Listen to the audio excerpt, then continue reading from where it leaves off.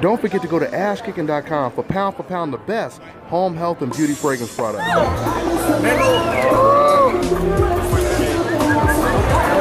Dante's Boxing, I always watch your videos. I appreciate it, bro. I appreciate it.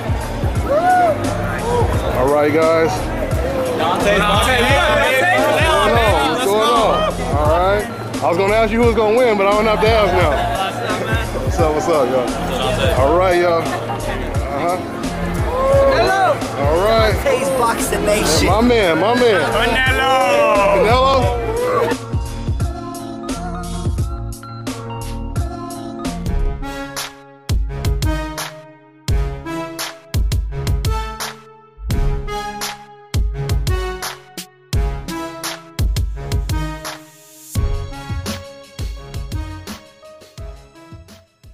Dante's Boxing Nation, what's going on, guys? So it is official, according to reports, Canelo versus Golovkin 2 is set for Cinco de Mayo, May 5th, out here in Las Vegas, Nevada. Now, there's no venue yet, but I believe it is going to be here in Las Vegas. So we finally get this rematch, and, you know, I tell you, it's surprising. I don't know if I could say surprising, but if you guys notice, no one is really talking about this fight. There's really no buzz surrounding this fight, and maybe it's because of the first fight being a little bit of a letdown. Maybe people expected to see more fireworks. I don't know what it is, but there isn't really a whole lot of buzz for this fight. I'm looking forward to seeing the rematch. I mean, the rematch should be a great fight. I'm looking forward to seeing it. I just hope it is a complete conclusion when it comes to the second fight and we never have to watch the fight again, because there are way too many fights to be made at the middleweight division right now.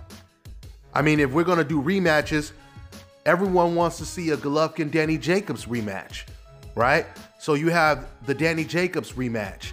You have Jamal Charlo, who no doubt would be Golovkin's toughest opponent on paper for sure.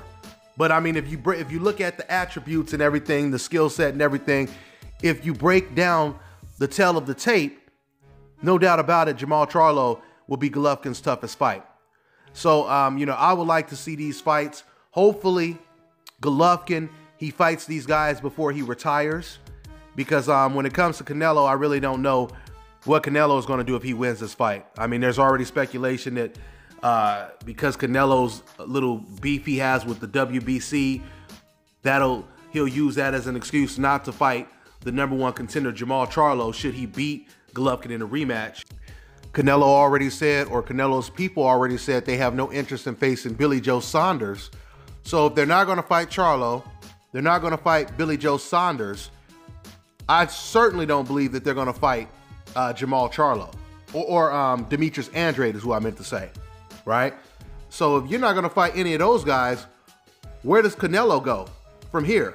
Now remember, guys, Canelo is still young. Canelo is still young. Now, Golovkin is older, but he doesn't have that many miles on his odometer.